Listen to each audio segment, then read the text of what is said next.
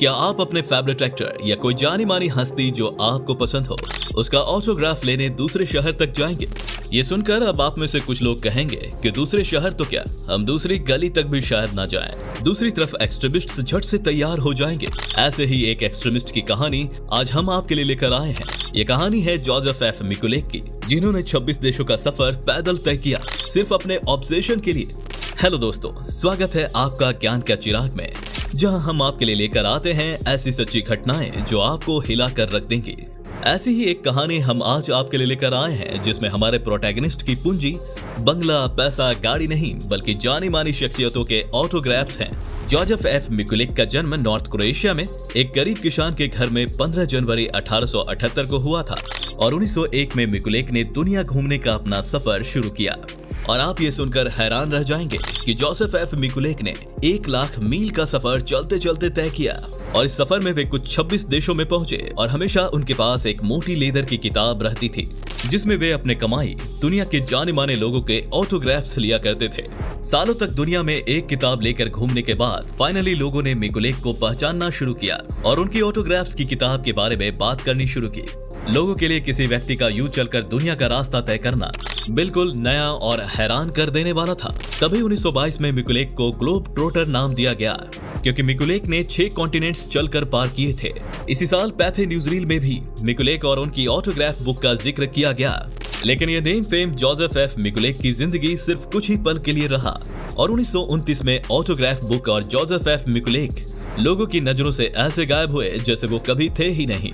महान लोगों ने कहा है, बेहतरीन कहानियों को जितना दबा लिया जाए वे वक्त और अपना अस्तित्व लेकर वापस आती हैं और फिर पूरी दुनिया सुनती है वो कहानी। तो जोसेफ एफ मिकुलेक भी सालों की गुमनामी के बाद अब फिर तरासे गए जब 2021 में फिलाडेल्फिया में रहने वाले नेथन राब, जो रेयर किताबों और मैन्यूस्क्रिप्ट्स के डीलर हैं, उन्होंने पास की फैमिली से मिकुलेक की किताब खरीदी। राब ने कभी मिकुलेक के बारे में नहीं सुना था, लेकिन उनकी किताब और उसमें मौजूद स्टैम्प, सिग्नेचर्स, तस्वीरें उन्हें बेहद पसंद आई और तब तक उन्होंने ऐसी कोई वॉल्यूम नहीं देखी थी जिसमें मौजूद न्यूज़पेपर, क्लिपिंग्स और ऑटोग्राफ से इतिहास के बारे में पता लगाया जा सकता था। उस किताब को देखकर राब इतने हैरान थे कि वो चाहते थे कि मिकुलेक की जिंदगी पर एक पिक्चर बननी चाहिए, क्योंकि मिकुलेक जाने कितने लोगों से मिला था जिससे मिलने की उस वक्त के लोग सिर्फ कल्पना करते थे। प्राइम मिनिस्टर हो या गायक, हर किसी के हस्ताक्षर उस किताब में थे। एक बार तो ऐसा भी हुआ था कि जब मिकुलेक एक देश के प्राइम मिनिस्टर का ऑटोग्राफ लेने के लिए भवन में घुसे तो उन्हें काल कोठरी में डाल दिया गया, क्योंकि वहां के लोगों को लगा कि ये 60 पाउंड की लेदर की किताब से शायद प्राइम मिनिस्टर को खतरा हो सकता है। उस वक्त के हर अखबार में मिकुलेक के बारे में, उसके सफर के बारे में अलग ही एक कहानी देखने को मिलती थी।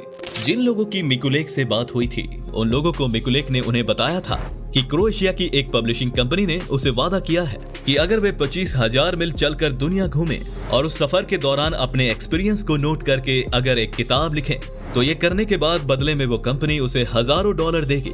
और इस सफर के दौरान कंपनी ने मिकुलेक के सामने कुछ शर्तें भी रखी थी, जैसे कि वे पैसे लेकर ट्रैवल नहीं करेंगे और रास्ते में पैसों के लिए भीख नहीं मांगेंगे। तो ऐसे में पैसे कमाने के लिए मिकुलेक पोस्ट कार्ड बेचा करते थे जिस पर उनकी तस्वीर छपी होती थी। मिकुलेक को यही कुछ 5 से 9 अलग अलग भाषाएं बोलनी आती थी, जिसके कारण अलग अलग देशों में घूमना उनके लिए इतना मुश्किल नहीं था। 3 साल के लंबे सफर के बाद जब 1914 में मिकुलेक न्यूयॉर्क पहुंचे तो ये बात किसी को नहीं पता कि मिकुलेक को पब्लिशिंग कंपनी से कुछ मिला या नहीं, लेकिन तभी उन्होंने अपने दूसरे टूर की घोषणा की। अब मिकुलेक के लिए पैदल दुनिया की सैर करना आसान हो गया था और इस बार अपनी ऑटोग्राफ वाली किताब से मिकुलेक ने लोगों का ध्यान अपनी तरफ आकर्षित करना शुरू कर दिया।